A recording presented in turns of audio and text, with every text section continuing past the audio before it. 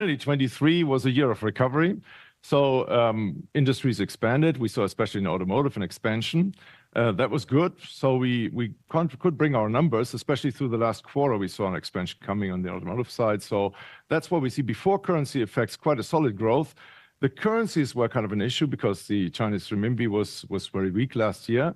So that ended up in this growth, which we reported, but the profit increased to 5.3%. So last year, with some signals already in the consumer market dropping strongly and the industry relatively still stable, was the situation 23. 24 is obviously a complete different story.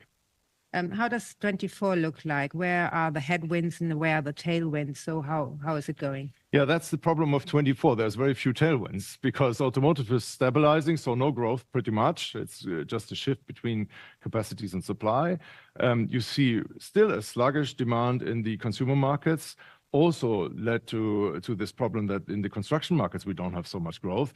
And we now have a deflating demand in the industry side and the building side. So also the heat pumps are going down this year for the first 2 quarters for sure. So 24 for sure is a difficult year.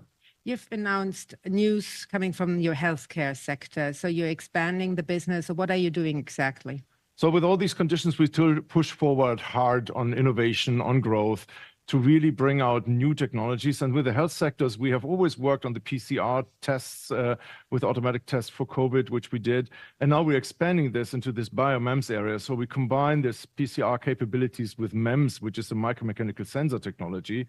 And we want to bring completely new tests with strategic alliances. So with Rendox and our Biopharm, we now have new partners, strategic partners, where we develop tests for specific really problems of the world. First is resistant bacteria, and the other one is the sepsis, which is really a difficult thing. You have to be very fast to diagnose it because otherwise you can get in harm.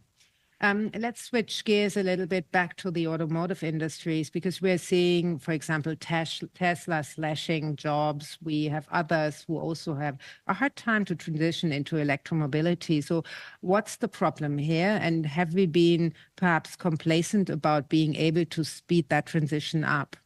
Well, there's massive developments in the automotive industry, different in area globally. So in China, we are still in a price war.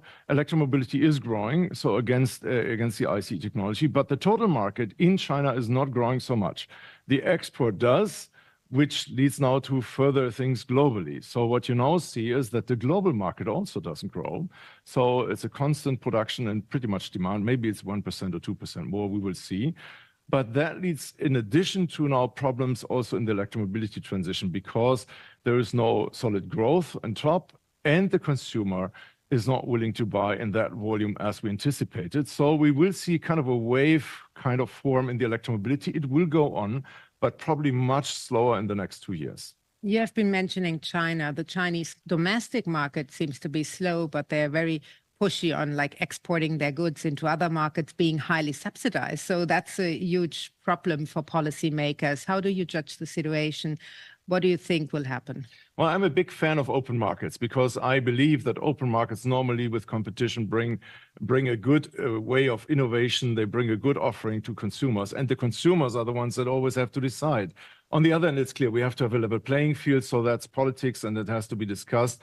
One thing for sure would be bad if we all now raise the border taxes and stop trade worldwide, because that will harm the offering which is available, and that will not be good for consumers. Chancellor Schultz just like 2 days ago visited China with a huge business delegation and also visited one of your plants down there. So do you think he was successful in his travel? Well, Chancellor Schultz was in a very interesting plant of us in Chongqing, which is dealing with hydrogen technology and electric axles for trucks.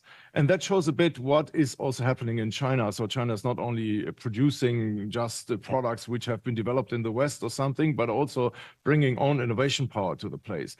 And for Chancellor Schultz, I think it was a successful visit also to showing what the possibilities are between the German industry and also the Chinese industry, while mentioning also the problems, which obviously we have to see in the next months, how that is actually leveling out and how the success of the world is also depending on China and the West getting along.